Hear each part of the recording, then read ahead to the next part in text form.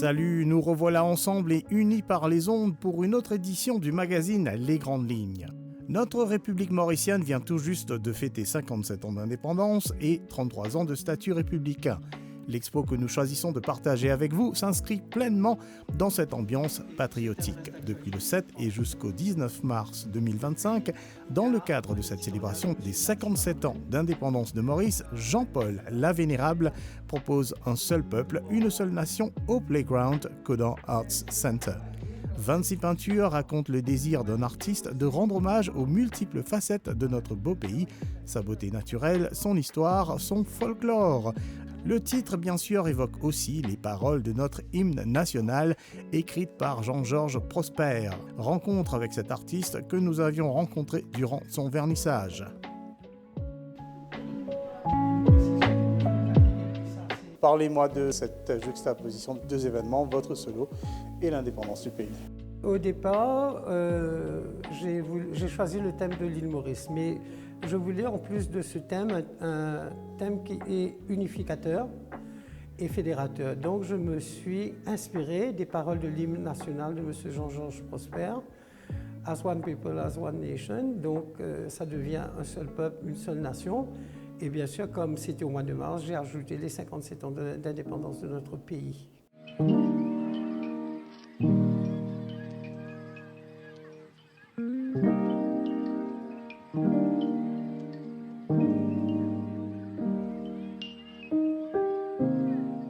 On a 26 tableaux qui parlent de l'histoire, qui parlent des endroits que j'aime, de mon enfance, des combats en tant qu'artiste engagé que j'aime bien, l'environnement, Diego Garcia qui nous interpelle tous, et le multiculturalité et interculturalité aussi.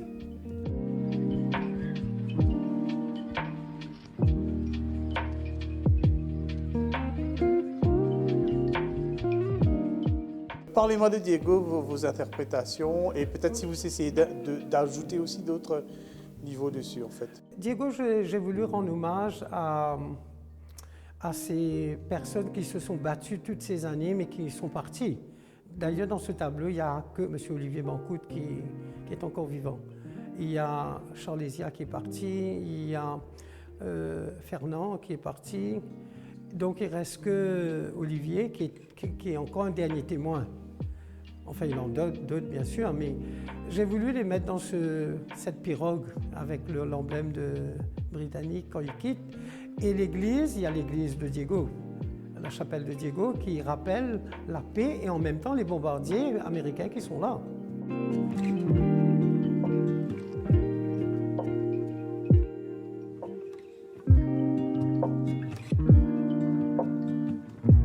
Il y a quelques tableaux, voilà, on parle de justement plein de choses, d'histoire, de blessures historiques aussi. Il y a une place importante réservée à des personnages de notre passé d'il y a plusieurs siècles, notre passé, certains diront colonial, notamment Diamamouve, Mangalcan, etc. Anjali. Voilà, Anjali aussi, un peu plus récent contemporain, et Ratsitatan. Alors voilà, pourquoi justement cette présence si forte de ces personnages? J'ai inclus ces 4 personnages, j'appelle cette partie-là les résistants, parce que je crois qu'ils se sont battus pour qu'on soit ici de nos jours.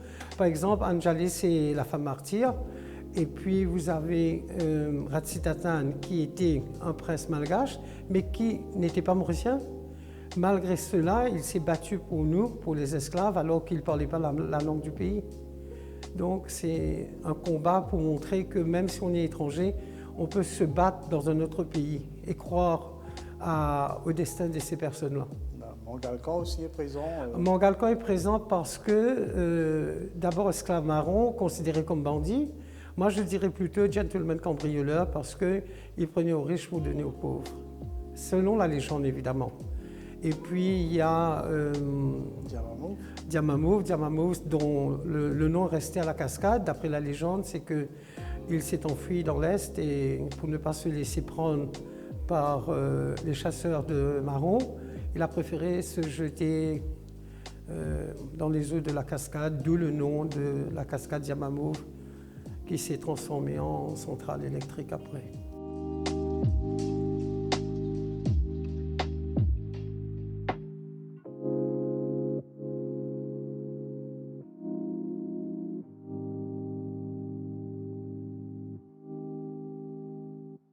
Vous avez aussi travaillé sur des thèmes particuliers qui reflètent un peu la beauté peut-être de la nature mauricienne, des scènes. Alors qu'est-ce qui vous a interpellé un peu? Bon, je sais que là-bas par exemple il y a une scène où le contexte est le jardin botanique. Parlez-moi un peu justement de la présence, de la beauté naturelle de l'île Maurice dans vos tableaux. Oui. Moi, suite à un éditorial de chez Nas Patel, je me suis inspiré de cet éditorial pour parler du jardin de Pamplemousse qui a quand même 300 ans d'existence et que par moments on trouve que ce jardin est à l'agonie. Il y a des moments où ça fleurit, c'est des moments, mais moi j'aimerais comme message que pour les 300 ans à venir, qu'on puisse régénérer ce jardin, qu'on puisse garder toute sa splendeur, parce que c'est le seul jardin de l'hémisphère sud qui date de 300 ans.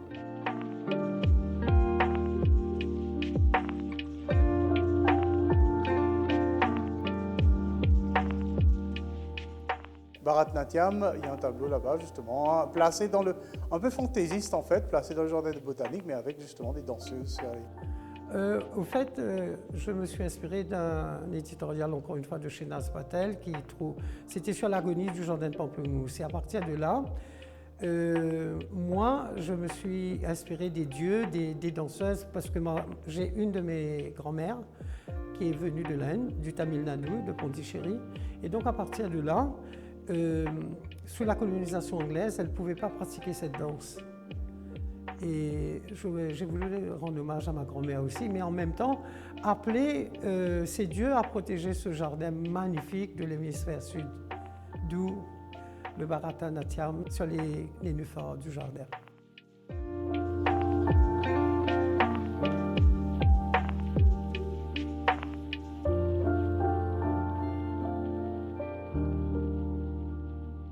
Certains de vos tableaux font peut-être référence à, je ne sais pas, un peintre américain, je n'en sais rien, mais voilà, il y a cette importance justement qu'il y a cette petite référence. Ben moi, enfin, les peintres qui m'attirent, il y a Nicolas de Staël, il y a Kandinsky, il y a Pierre Soulange, il y a Frida Kahlo, il y a Joan Miro. Donc, parfois, ça se retrouve dans mes peintures. Pas toutes les peintures, hein, mais il y a ces couleurs, ces colorés. Et puis, il y a aussi des tableaux comme Diego que j'ai voulu, comme c'est un thème d'actualité. Et là, c'est l'éditorial, encore une fois, de chez Nas Patel, qui quand même date de 2014. Et c'est toujours d'actualité en 2025. Rends-nous la mer, rends-nous la terre.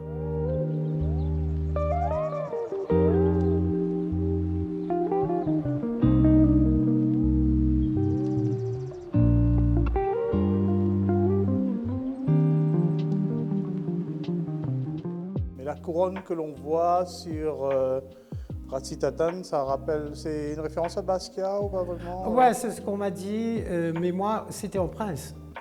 Ratsitatan est un prince. Je lui remets sa couronne. Vos tableaux ont un élément figuratif. Certains sont très abstraits. Par exemple, il y a un tableau, je crois, sur 2 différents lagons. Parlez-moi de ces tableaux un peu abstraits. C'est-à-dire, j'ai 2 tableaux qui sont assez Chamarel et les baies de Maurice Soisson. Ce sont les 2 baies que je préfère, Grand B et Blue Bay. Et ça, c'est un petit côté Soulange, un petit côté Kandinsky que j'ai voulu, Nicolas de Staël aussi que j'ai fait. Et Chamarel, je dis, ben, tout le monde peint Chamarel à l'horizontale, ben moi je change. Chamarel n'est plus à l'horizontale.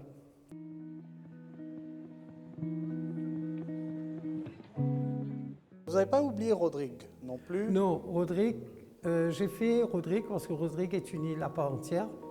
Et j'ai choisi la piqueuse dorite sans mettre la piqueuse dorite.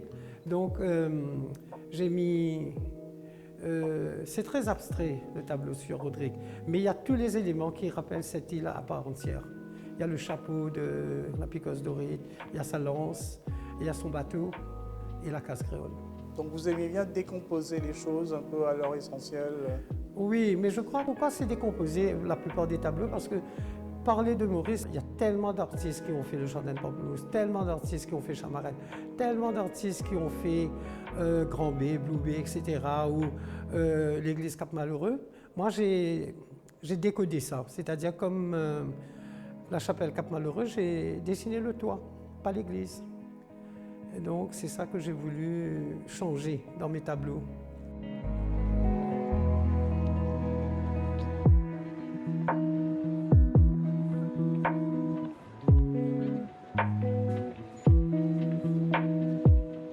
Le patrimoine mauricien est aussi présent, enfin architectural ou bien des lieux aussi, des vestiges du passé, vous vous penchez dessus. C'est quelque chose qui vous interpelle, vous intéresse? Oui, tout à fait. C'est pour ça que j'ai choisi comme tableau Goul, parce que Goul a fait partie de l'histoire de l'île Maurice. Et moi, comme dans les années 90, je travaillais au casino à Pala Games, donc c'est une partie. C'était le seul endroit ouvert à Maurice le soir, parce que maintenant ça s'est vraiment diversifié, on a de tout la nuit, partout. Mais à cette époque, il n'y avait que la case maman qu'on appelait. C'était la case maman qu'on trouvait à manger, à boire, n'importe quelle heure. Et les gens disaient c'est le seul endroit où la porte n'est jamais fermée. Donc c'est pourquoi il y a cette porte bleue qui reste ouverte.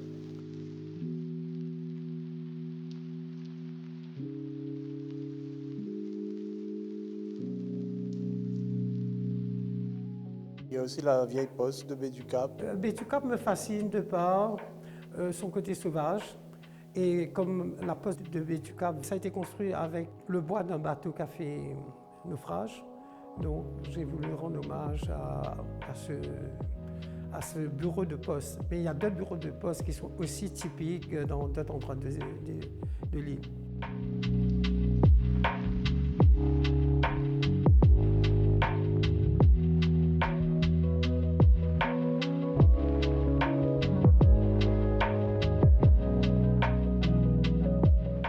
Vous avez deux collages que vous proposez. Par moments, vous êtes inspiré de la presse, mais par d'autres moments aussi, vous avez carrément justement utilisé des morceaux voilà, de ce temps qui passe, de ces chroniques, de ces moments de l'île Maurice que vous avez rassemblés ensemble. Parlez-moi de ces tableaux-là, de leur esthétique assez particulière aussi. Tout à fait, ça s'appelle un mix média, c'est-à-dire qu'il y a un peu de peinture et un peu de montage, comme on dit. Et pour le tableau qui raconte l'histoire de l'île Maurice de 1968 à 2025, j'ai fait référence aux archives que j'avais chez moi et aux archives du groupe La Sentinelle. Et voilà, c'est à partir de là que j'ai monté ce tableau. Je crois que ça allait être difficile de peindre tous les personnages qui ont fait l'histoire de l'île. Mais là, grâce aux archives que j'avais chez moi, j'ai pu mettre, pas que politique, hein, il y a un peu de tout. Il y a ceux qui ont fait découvrir l'île Maurice, comme Brigitte Bardot, comme Stéphanie de Monaco ou d'autres personnes. Il y a les champions olympiques. Il y a la reine Elisabeth qui est arrivée en 72. Il y a un peu de... je retrace, mais je n'ai pas pu tout mettre, évidemment. Il nous aurait fallu le mur de la Grande Muraille de Chine pour faire ça. Justement, au centre de cette pièce, il y a la triptyque, je pense. Oui, c'est un triptyque, voilà, le thème de l'exposition. Voilà, donc il y a un triptyque qui donne son nom à l'expo. Ce triptyque, je l'ai fait au départ. Comme le thème était un seul peuple, une seule nation, je suis parti avec l'histoire de l'île Maurice. Nous sommes issus des roches volcaniques il y a 800 millions d'années. À partir de là, les champs de canne. Pourquoi les champs de canne dans le tableau? Parce qu'on est tous venus à cause de ça. Par des bateaux, dans des conditions totalement différentes pour certains, mais c'est le bateau qui nous a tous emmenés d'abord à l'île Maurice, c'est nos ancêtres, quelles que soient nos origines. Et puis le bleu, c'est bien sûr le bleu de l'océan et le bleu de notre mer à nous. Patriotisme en images, contemplation propice à la réflexion. L'exposition Un seul peuple, une seule nation vous attend au Playground Codan Art Center jusqu'au 19 mars 2025.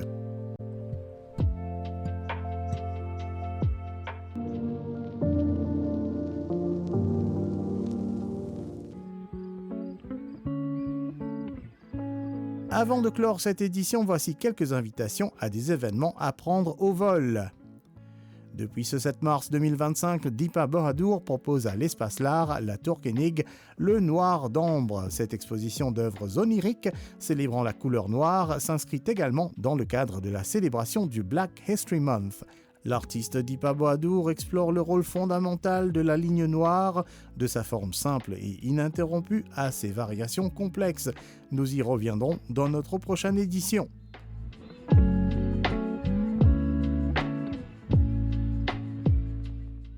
me présente le noir d'ombre, je pense que c'est un peu difficile pour le public réussir à accepter un thème pareil.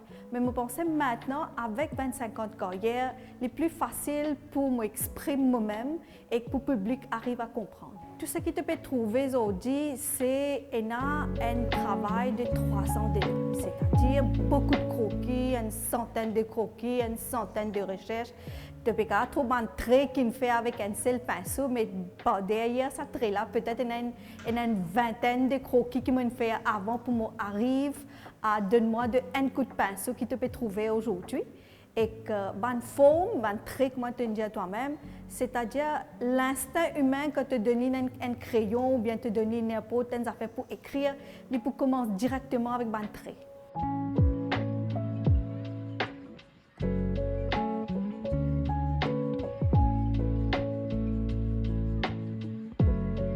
Malcolm de Chazal dans toute sa gloire à travers 40 tableaux. C'est ce que propose le musée Blue Penny à travers une exposition consacrée à cet artiste mauricien. Ses écrits figurent aussi dans cet espace pour rappeler que Malcolm aura été poète, écrivain et dramaturge avant d'être peintre. L'œuvre d'un homme aux dimensions multiples à découvrir jusqu'au 7 juin 2025.